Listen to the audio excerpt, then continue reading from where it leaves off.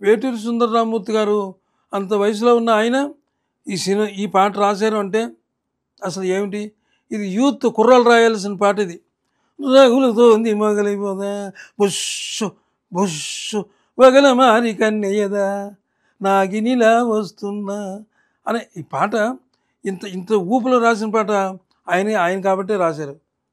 అంచేత ఈ పాట రాసిన వారు ఆయనకి చాలా మంచి క్రెడిట్ ఇవ్వాలి. అలాగే అందరూ కూడా, ఎందుకంటే ఇది నృత్య ప్రధానమైనటువంటి ఒక సాంగ్ కాబట్టి అందరూ కూడా దీని మీదే దృష్టి పెట్టారు. పాటలన్నీ బాగానే ఉన్నాయి, అన్నీ అద్భుతమైన పాటలు ఇందులో. ఇక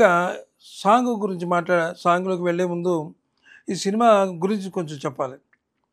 ఈ సినిమా మొదట్లో కథ గురించి ఎన్నో ఇబ్బందులు పడ్డారు. అవి చూశారు, కథలు నచ్చలేదు. ఒక కథ తీసుకుని, అంటే చిరంజీవి గారు డేట్స్ ఇచ్చేశారు ఈ సినిమాకి, ఖైదీ సినిమాకి డేట్స్ ఇచ్చేశారు ఆల్రెడీ, ముందే ఇచ్చేశారు.